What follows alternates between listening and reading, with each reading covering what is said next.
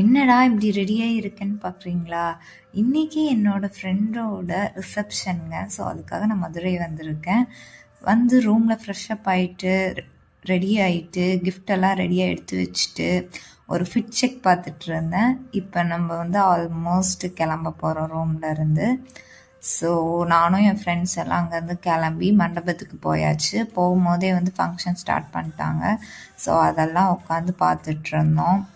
அங்கே டிஜே வந்து சாங்ஸ்லாம் போட்டுட்டு இருந்தாங்க. ஸோ செம்ம ஜாலியாக இருந்துச்சு.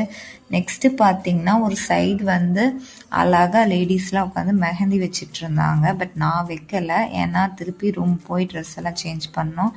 ஸோ வந்து அதனால நான் வைக்கல, ஜஸ்ட்டு வைக்கிறவங்கள வேடிக்கை தான் பார்த்துட்டு இருந்தேன். அதெல்லாம் பார்த்துட்டே என்ஜாய் பண்ணிவிட்டு நெக்ஸ்ட்டு வந்து டின்னர் சாப்பிட போயிட்டோம்.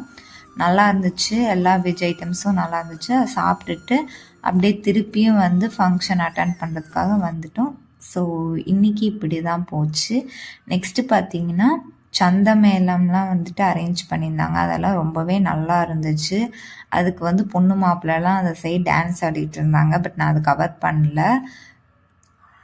அதெல்லாம் பார்க்கவே ரொம்ப என்ஜாய்மெண்ட்டாக இருந்துச்சு. தென் இப்படி தான் ஃபங்க்ஷன் வந்து போயிட்டே இருந்துச்சு. நெக்ஸ்ட்டு பார்த்திங்கன்னா டிஜேலாம் ஒரு சைடு வந்து ப்ளே பண்ணியிருந்தாங்க. குட்டீஸ் எல்லாம் ஆடிட்டு இருந்தாங்க.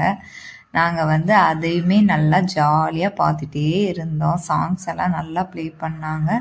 இப்படி தான் எனக்கு இந்த டே முடிஞ்சுது. உங்களுக்கு இந்த வீடியோ பிடிச்சிருந்தா நம்ம சேனலுக்கு சப்ஸ்கிரைப் பண்ணுங்கள்.